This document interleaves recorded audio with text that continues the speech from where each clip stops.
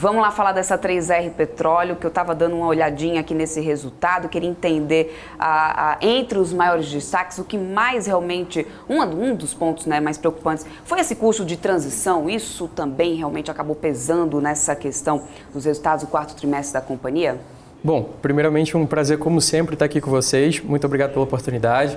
Como você pode ver muito bem, esse custo de transição acabou entrando numa linha de outras despesas. E isso acaba netando o teu, na verdade se inserindo, né, como outro custo, né, e netando o teu lucro operacional. Sendo assim, a empresa reporta um lucro operacional negativo e dentro de alguns ajustes contábeis possíveis a ser feitos, né, você acaba reportando um EBITDA ajustado de forma positiva, mas o mercado, como você bem vê através da reação das ações hoje, não gostou, ou pelo menos não entendeu num primeiro momento esse top line um pouco mais fraco na perspectiva tanto tri contra tri ou ano contra ano, e de praxe, reitero, a reação como um todo é bastante negativa no pregão vigente, né? Maravilha, inclusive aí já começam a surgir alguns questionamentos para a 3R Petróleo. Muita gente falava, não, pô, você pega a 3R é uma máquina do tempo, você vai pegar a Prio há 5 anos atrás, com um potencial de crescimento muito alto. Lembrando, PetroRio, no ano passado, se não me engano, chegou a valorizar mais de 100% no agregado ali dos 12 meses. Então, andou bastante o papel e muita gente nutria essas mesmas expectativas para a 3R Petróleo. Pelas mesmas características, pelas características de adquirir alguns campos de exploração da própria Petrobras, fazer essa transição, fazer a otimização da extração de barris de óleo equivalente desses campos de exploração. No entanto, alguns questionamentos começaram a surgir.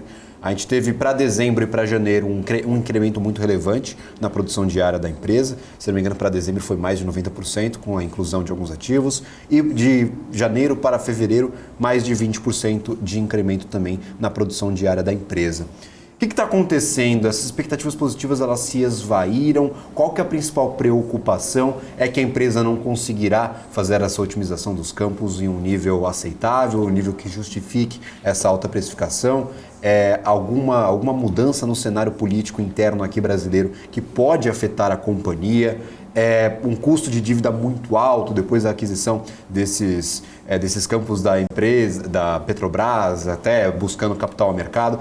Qual que é a grande preocupação? Por que a gente foi de um ano positivo para a 3R Petróleo, agora perdendo mais de 16% de valor no agregado aqui dos 3 meses, incluindo uma forte queda nesse comecinho de março? O que mudou na tese de 3R Petróleo ou nada mudou, é só o mercado que está estressado? Olha, sem dúvida nenhuma não faltam narrativas, e tu pusesse aqui diversas delas, e eu acho que a melhor maneira de responder a tua pergunta é que cada uma, na sua determinada perspectiva, fez com que as ações tivessem um price action bastante negativo para esse ano de 2023. Vamos lá, quando a gente olha por essa perspectiva de custo de carrego de dívida, de fato a 3R ela tem um custo de dívida um pouco alto, né? Fruto, né, de todo risco de crédito que permeia tanto a empresa como, eu diria, o setor historicamente. Mas, paralelamente a isso, o que a gente pode elencar, sem dúvida nenhuma, como principal proxy, né, para recente ruim performance da ação, má performance da ação, perdão, é justamente o risco jurídico, né, que tu tem aqui quanto à não conclusão do closing de Polo Potiguar, que seria o maior ativo da empresa, né, a ser incorporado, fruto de um desinvestimento da Petrobras, né, o qual o teaser foi posto ao mercado aí nos últimos 2 anos. E assim, eu acho que o que vale sem dúvida nenhuma ser posto à tona aqui é que você não afeta só a 3R, você paira aqui um risco, né, quanto a potenciais novas medidas do governo que venham, porventura, a judicializar essas operações, como uma nuvem negra, né? Se eu posso fazer esse paralelo para o mercado como um todo. Então, sem dúvida nenhuma, a não conclusão de Potiguar acaba sendo um dos principais pontos que o mercado acaba se tornando reticente, apesar do Pizarro ter citado agora há pouco no call, né, de que eles vão até o fim atrás desse ativo e que, a priori, não existe um aceno um pouco mais contundente que, de fato, isso vai acontecer. Se eu pudesse só explicar aqui o que está acontecendo em termos burocráticos para que esse closing aconteça, basicamente você tem a falta da aprovação do IBAMA, né? E uma coisa que se começa a conversar dentro do mercado, entre os players, é de que esse órgão pode ser potencialmente aparelhado pelo PT, né?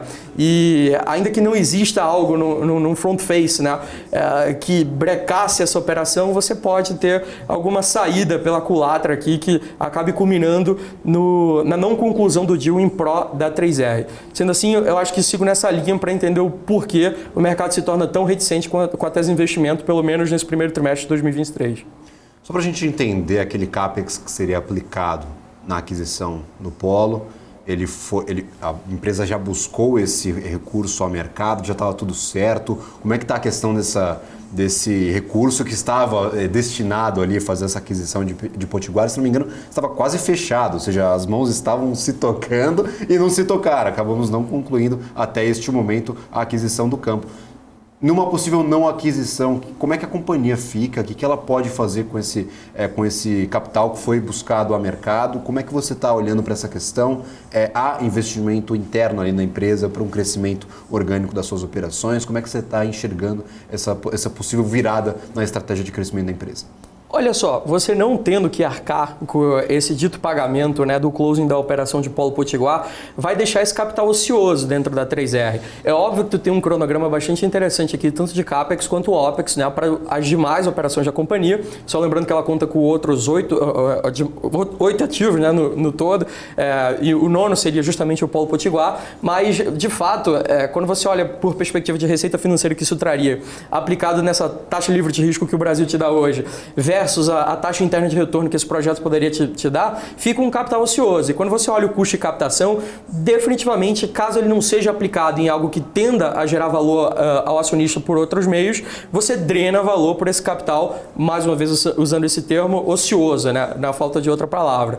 Então, olha, nesse primeiro momento, cria-se mais uma reticência sobre a tese de investimento, o qual não se sabe, né, o que eventualmente a empresa faria com todo esse capital que seria destinado ao término da operação, como citado anteriormente. E se eu pudesse citar mais um ponto aqui que alivia esse não closing da operação, seria justamente alguma multa contratual que você linkasse a Petrobras frente à desistência dessa operação, o que poderia reforçar o caixa da 3R e, em linha com o que comentado, diluir um pouco novas captações ou até mesmo o uso do capital próprio para essa agenda de CAPEX e OPEX que a empresa teria que arcar inevitavelmente nos próximos trimestres.